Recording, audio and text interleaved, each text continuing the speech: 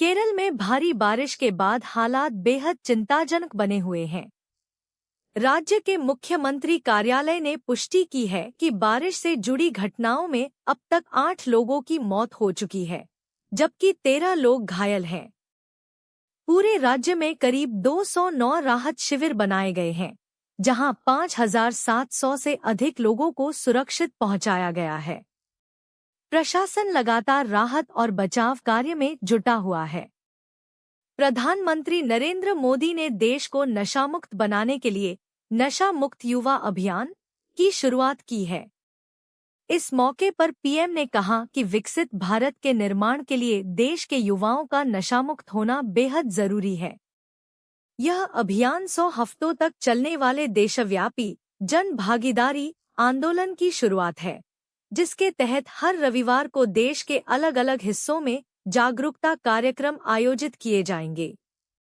तमिलनाडु सरकार ने एक बड़ा फैसला लेते हुए नीट परीक्षा के विरोध में प्रदर्शन करने वाले छात्रों के खिलाफ दर्ज मुकदमों को वापस लेने की घोषणा की है।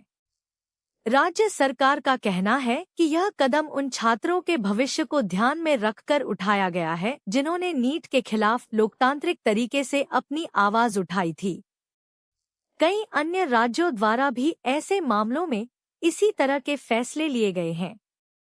कर्मचारी भविष्य निधि संगठन यानी ईपीएफओ के मुख्य कार्यकारी अधिकारी ने कहा है कि तकनीकी बदलावों के साथ साथ प्रक्रियात्मक सुधार भी बेहद जरूरी हैं।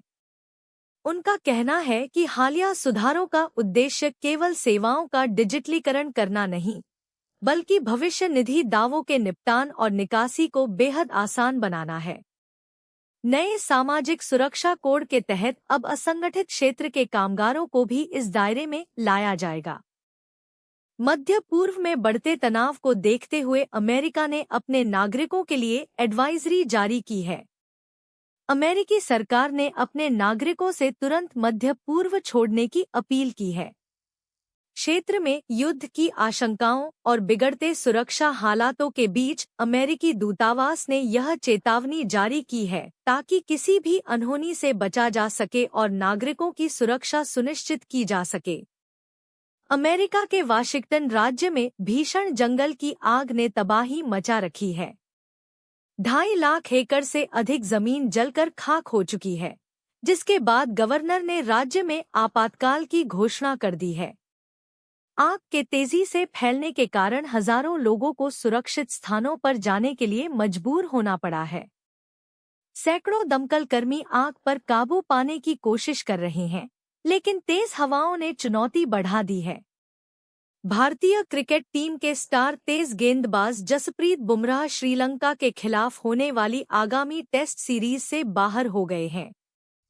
घुटने में लगातार दर्द और परेशानी के बाद डॉक्टरों और टीम प्रबंधन ने उन्हें आराम देने का फैसला किया है। प्रबंधन का मानना है कि बुमराह की पूरी तरह से रिकवरी टीम इंडिया के लिए सबसे पहली प्राथमिकता है, इसलिए उन्हें खेलने के लिए मजबूर नहीं किया जाएगा। कांग्रेस पार्टी ने असम सरकार पर गंभीर आरोप लगाते हुए कहा है कि राज्य में असहमति की आवाज को दबाने के लिए कड़े कानूनों का दुरुपयोग किया जा रहा है। असम में राष्ट्रीय सुरक्षा कानून यानी एनएसए के तहत एक अधिकार कार्यकर्ता की गिरफ्तारी पर प्रतिक्रिया देते हुए कांग्रेस ने इसे निवारक निरोध कानूनों का सरासर दुरुपयोग और सरकार की तानाशाही बताया है। ओडिशा सरकार ने एक बड़ी कार्रवाई करते हुए वरिष्ठ आईएफएस अधिकारी संग्राम केशरी बेहरा को निलंबित कर दिया है। बेहरा पर एक सहायक वन संरक्षक सौम्य रंजन महापात्र की संदिग्ध परिस्थितियों में हुई मौत के मामले में संलिप्त होने का आरोप है।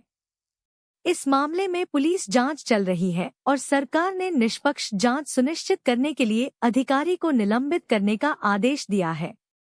एप्पल के ऐप ट्रैकिंग ट्रांसपेरेंसी फीचर ने डिजिटल विज्ञापन की दुनिया को पूरी तरह बदल दिया है।